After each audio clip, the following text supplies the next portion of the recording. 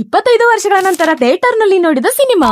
ಇವತ್ತು ಶನಿವಾರ ಆಗಿರೋದ್ರಿಂದ ಮನೆಯಿಂದ ಹೊರಗೆ ಬಂದ್ ನೋಡಿದ್ರೆ ವಾನರಗಳ ದರ್ಶನ ಆಯ್ತು. ಮನೆಯಿಂದ ನಾನ್ ಬಂದಿದ್ದು ಲೈಬ್ರರಿ ಕಡೆಗೆ. ಲೈಬ್ರರಿಗೆ ಎಂಟ್ರಿ ಕೊಟ್ಟು ಇವತ್ತು ಬಯೋಮೆಟ್ರಿಕ್ಸ್ ರೆಡಿ ಆಗಿತ್ತು. ಅದಕ್ಕೆ ಫಿಂಗರ್ ಪ್ರಿಂಟ್ ಅನ್ನ ಕೊಟ್ಟು ವೆರಿಫೈ ಆಗ್ಬಿಟ್ಟು ಎಂಟರ್ ಆದೆ. ಬ್ಯಾಗ್ ಅನ್ಪ್ಯಾಕ್ ಮಾಡ್ಬಿಟ್ಟು ಓದಕ್ಕೆ ಸ್ಟಾರ್ಟ್ ಮಾಡ್ದೆ. ಇನ್ಮೇಲಿಂದ ನಮ್ ಲೈಬ್ರರಿಗೆ ಹೊರಗಿನವ್ರು ಎಂಟ್ರಿ ಆಗೋಕೆ ಆಗಲ್ಲ ಹಾಗಂತ ನಮ್ ಲೈಬ್ರರಿಯಲ್ಲಿ ಇರೋರು ಅನ್ಕೊಂಡ್ರೆ, ಆದ್ರೆ ನನಗ್ ಅನಿಸ್ತಾ ಇದೆ ಲೈಬ್ರರಿಯಲ್ಲಿ ಇರೋರು ಅವ್ರ ಫ್ರೆಂಡ್ಸ್ ಕರ್ಕೊಂಡ್ ಬರ್ಬೇಕಂದ್ರೆ ಒಬ್ಬರು ಫಿಂಗರ್ ಪ್ರಿಂಟ್ ಇಂದ ಡೋರ್ ಓಪನ್ ಆಗ್ಬಿಡುತ್ತೆ. ಆಮೇಲೆ ಎಷ್ಟ್ ಜನ ಬೇಕಾದ್ರೂ ಬರ್ಬೋದು.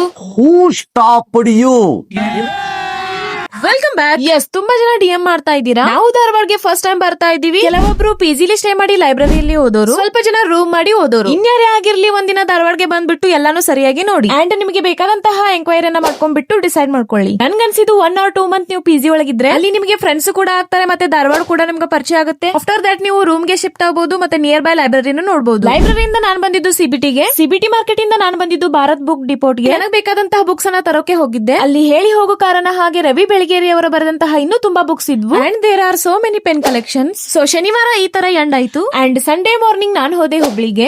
ನಾನು ಹೋಗಿದ್ದು ಶಾಪಿಂಗ್ ಮಾಡೋಕಂತ. ಹುಬ್ಳಿಲಿ ಶಾಪಿಂಗ್ ಮಾಡ್ಬಿಟ್ಟು ರಿಟರ್ನ್ ಧಾರವಾಡಗೆ ಬಂದ್ವಿ. ಸಾಯಂಕಾಲ 6 ಗಂಟೆಗೆ 45 ಸಿನಿಮಾ ಬುಕ್ ಮಾಡಿದ್ವಿ. ಈ ಸಿನಿಮಾ ನೋಡೋಕೆ ಅಂತ ನಮ್ ಫ್ಯಾಮಿಲಿ ಎಲ್ಲ ಹೋಗಿದ್ವಿ. ಒಂದು ಒಳ್ಳೆ ಸಂದೇಶ ಕೊಡುವಂತಹ ಮೂವಿ ಇದಾಗಿತ್ತು. ಈ ಸಿನಿಮಾ ನೋಡೋಗೋಸ್ಕರ ಸುಮಾರು 25 ವರ್ಷಗಳ ನಂತರ ನಮ್ಮಮ್ಮ ಥಿಯೇಟರ್ ಗೆ ಬಂದಿದ್ರು. 25 ವರ್ಷಗಳ ನಂತರ ನಮ್ಮಮ್ಮ ಥಿಯೇಟರ್ ಗೆ ಬಂದು ನೋಡ್ತಾ ಇರೋ ಮೂವಿ ಇದಾಗಿತ್ತು. ಅವರು ಕೂಡ ಈ ಮೂವಿ ತುಂಬಾ ಚೆನ್ನಾಗಿದೆ ಅಂತ ಹೇಳಿದ್ರು. ಥಿಯೇಟರ್ ಇಂದ ರಿಟರ್ನ್ ನಾವು ಮನೆ ಹೋದ್ವಿ. ಇದು ನನ್ನ ವ್ಲಾಗ್ ಆಗಿತ್ತು. ಮತ್ತೆ ನೆಕ್ಸ್ಟ್ ವಿಡಿಯೋದಲ್ಲಿ ಸಿಗೋಣ. ಅಲ್ಲಿವರೆಗೂ ಟೇಕ್ ಕೇರ್.